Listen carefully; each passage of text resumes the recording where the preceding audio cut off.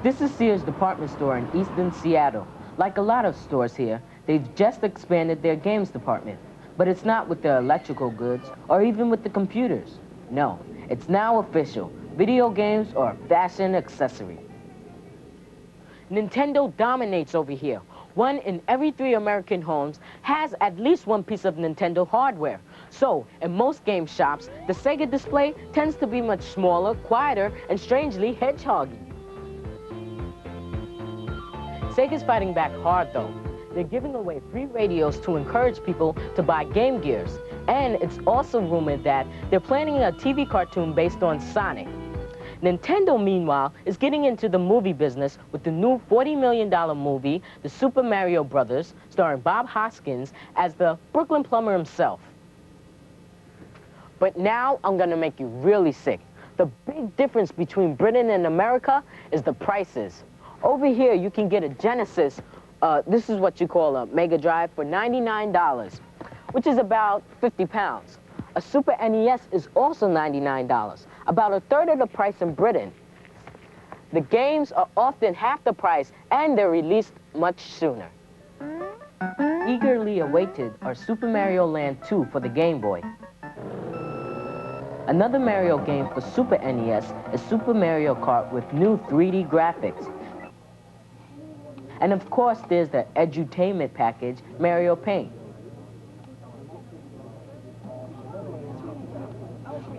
For the Sega Genesis system right now, the big hot games, we've got a couple of new releases. Kid Chameleon is a new hot game.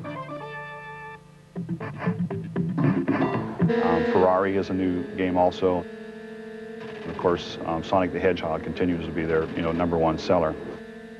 Finally, a word of warning. If you're lucky enough to come to America for a vacation and fancy stocking up on cheap games, be careful. Most Sega games will work on British kit, but the only Nintendo ones that will are Game Boy games. Oh yeah, by the way, don't buy this. It was Nintendo's attempt to attract more girls to buy games. Barbie, brilliant. Not. Aha! Remember this moment, Furtlers. I've just finished my time machine. When I flick this switch, time itself will run backwards.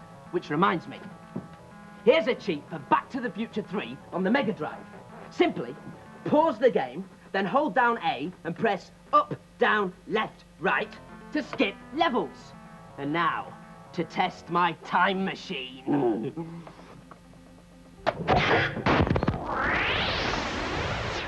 Machine time my test 2 now and. Levels, skip to left, right, down, up, press then A, down, hold, then game the pause. Mega Drive, the on 3 future, the 2 back, cheat, here's. Rude Nam riddance good. Now for the results of our battery tests. Remember, we've been playing the machines continuously since 9:30 this morning. The first one ran out less than an hour later.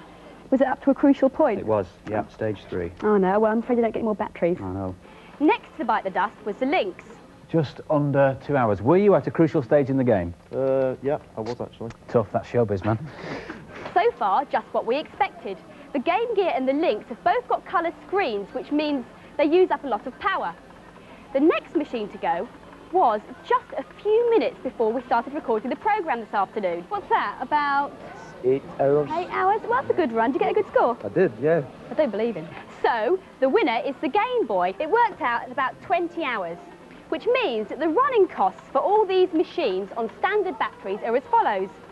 For the Game Boy, about 8p an hour. For the Supervision, about 20p an hour. That's the black and white ones. For the colour ones, the Lynx, £2 an hour. And double that for the Game Gear, an astonishing £4 an hour, which means that if you play a Game Gear 2 or 3 hours a day for a year, the money you've spent on batteries could have bought 1,000 hamburgers or a small car. Thank you, Violet. Or a top-of-the-range hi-fi. Thank you, Violet. Or 20 Mega Drives. Thank you, Violet. I think we've got the idea. Put another way, what it means is that if you practice a game to completion and it takes you about 40 hours, it will cost you somewhere in the region of £150. Makes you think, doesn't it? We only use standard batteries for our tests. The answer for longer gameplay is, of course, long life batteries. They cost nearly twice as much, but they last up to 4 times longer, so they're good value. And this machine will run That's about £3 an hour. What about rechargeable batteries? Well, the thing with rechargeable batteries is, yeah, they're good value for money, and yes, they're environmentally friendly. But for handhelds, especially the colour screens, they're not so good because they lose their charge so quickly. They don't stay charged for a very long time, and they'll be fading out before you pass level 1 or level 2. A tip, though, if you want long game play, play your handheld with the sound down, because the battery power lasts a lot longer. And if all else fails, of course, the mains adapter's what you need, isn't it? Ooh. But that defeats the object of the handheld, doesn't it? And now, some more games reviews. Our second game this week is Axlay, a futuristic shoot-'em-up on the SNES. The battle for the galaxy is on. Against deadly aliens, you're the only one who can save the day if you can get past level 1. Over to Sarah for the review. This is a tough game, but it's certainly a challenge. You have to be a real shoot-'em-up expert to get anywhere quickly on this. But it's good fun. I'm afraid I'm still on level 1. This bit makes you feel really seasick because the graphics scroll so fast. I felt quite ill when I first got to this bit. Since then, I've been here plenty of times. It's so difficult to get past the first level, unless you play it on easy. It's a very good looking game, and the music's great. There's a brilliant choice of weapons, and the choice gets better on each level. I'd totally think about buying this game, even though it's so tough. I really want to beat it now. I'm determined to finish it one day. This game's quite hard to get into, but once you do get into it, it's really good. The graphics here are great, and the enemies keep changing. I particularly like the second level, but it's just a bit hard at the beginning. This is just shooting things. I like collecting things, so I like the power-ups. I wouldn't want to play this game for too long because you get bored of it, but I love the graphics. And the scores for Axlay, the boys gave it 4 out of 5, but the girls just an average score, 3 out of 5. The Curse of Enchantia is released this week for Amiga and PC. The hero, Brad, is shackled in a dungeon and has to escape through a labyrinth of rooms and caves. Here's Giles. This is a great game. I could get stuck in it for days. I'm calling the guard, so he'll give me a key when he trips over the steps. I'll use this key to free myself from the manacles which I'm chained to. Here I have to jump the Ice Queen's bullets, otherwise I'll turn into a block of ice which will send me right back to the left of the screen. There's all these icons you can pick up, look at, or attack things or jump them. I'll definitely buy this game. It's as good as Monkey Island. It might not be everyone's cup of tea, but I think it's excellent value for money. This is a really frustrating game. At first it looks good, but you have to be a real lateral thinker to get anywhere. I gave this game 3 out of 5. That's because it's not my kind of game. But if you like these kind of games, you'll love this one. And the scores for the Curse of Enchantia, the boys gave it 3 out of 5, an average score, and the girls also gave it 3 out of 5. More games review details in the Data Blast. To access that, you know what to do. Set your video to record now. Last week we asked you to name the cowboy character made famous by Robert Redford. The answer was the Sundance Kid, and the first correct winner out of the hat was Gemma Gray from Newcastle in Staffordshire. We'll be sending this Game Gear with TV tuner to you.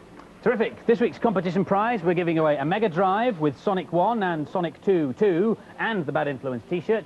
To win those, tell us on a postcard or a stuck-down envelope the name of the hedgehog in the Beatrix Potter stories. And it wasn't Sonic, and it wasn't Spiky. Answers to be marked competition and to reach us by no later than next Monday, and the address is coming up at the end of the Data Blast. Don't forget, by the way, the Bad Influence magazine. It's full of information and behind-the-scenes gossip, especially a look about Violet Berlin, so I recommend that you get it. Let's see that. Have a great week. We'll see you next week for Bad Influence and via Saturday morning, 9:25 for What's Up Doc. Take care. Bye-bye.